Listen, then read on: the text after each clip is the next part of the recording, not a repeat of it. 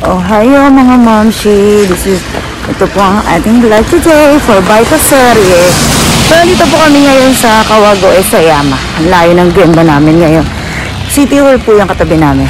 So, ang nililinis namin ngayon is Roger Home. Bagong Roger Home na nililinis by Daiwa House. So, papakita ko sa inyo yung ginagawa namin. Wait lang mo ula. Hassle talaga ang ula. Wait lang ha.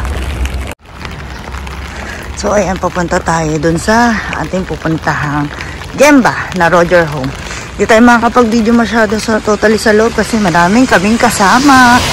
Iba't ibang company o iba-ibang gemba. So, ayan.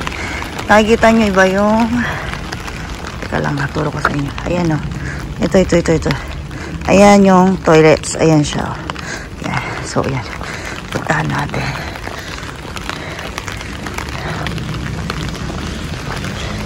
Ayan. Ayan yung gemba. Ito. Yan. Yung liwanag na. So, ayan yung toilet nga, yung green. So, ayan yung loob. Yan siya. Yan yung nililinis natin. Yung Roger Home na yan. Ayan ang nililinis natin. Laki yan, di ba? Sa isang floors, may 24 na room na aming nililinis. Pero malilit lang, pero 24 ang room. Kakapagod, diba? So, ayan. So, tingnan natin naman. So, ayun yung si Daddy.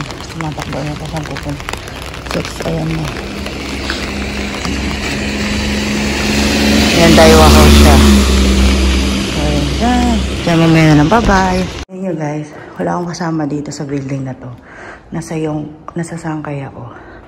Wala akong kasama. Ako lang mag-isa dito. Lahat yan nilinis ko. So, 3 kwarto na lang ang hindi pa. So, ayan yung kwarto ng Roger Home. Ayan, pagbukas nyo. Wala tong cabinet kaya dali lang linisin, di ba? So, walang cabinet. So, ayan.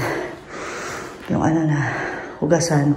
So, yung toilet. Lalagyan pa yan ng cover. Di pa tapos eh. So, ayan. So, ayan, aircon. Ayan, veranda. So, ayun, isusunod. 3 na lang, sakit ulit tayo. Yung kain na tayo. Diba? So, yan ang trabaho namin ng Roger Home. So, ito. Diba?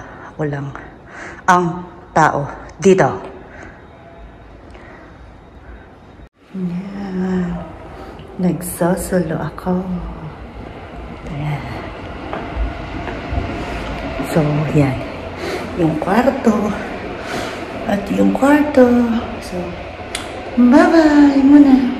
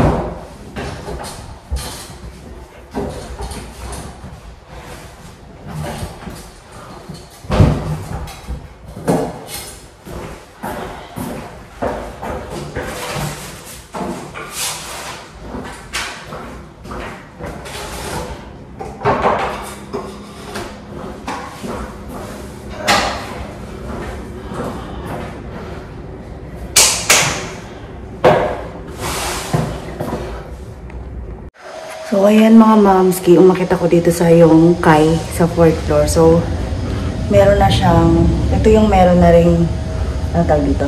Cabinet. Tapos, same din naman yung loob. Ayan yung ano. So, ito, naidagdag lang dito kasi may cabinet. So, pag may cabinet kasi, parang yun yung private room. Ayun, malalak. Anytime pwede. Sa baba kasi parang ward. Parang ilan siguro yung pwedeng naan doon. 2 or ano. So, dito private room talaga. So, ayan yung cabinet niya. May sarili siyang cabinet. Pero lahat din naman kasi may toilet. Pero yung pagkakaiba lang kasi, meron siyang cabinet. Then, may lock. Safety. So, ganun to buong building na to. Buong 4th floor. Same siya. So, check muna natin. So, ayan. Same ulit. Ayan. May 24 room at maliliit na kwarto. So, ako lang mag-isa. Hindi kagaya kahapon kasi may partner ako. 2 kami. So, caring ngayon. Pagod-paguran kasi ako lang mag-isa sa isang kwarto. So, ayan. So, babay mo naman. Ang sarap naman nito. Parang akala mo. My day mo na, my day. Ang sarap. Uy, suso.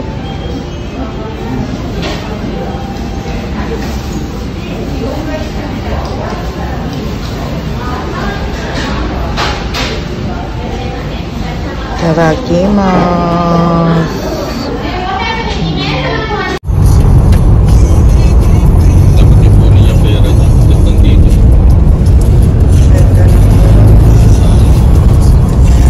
Umulang kasi kaya naging na yung itsura niya.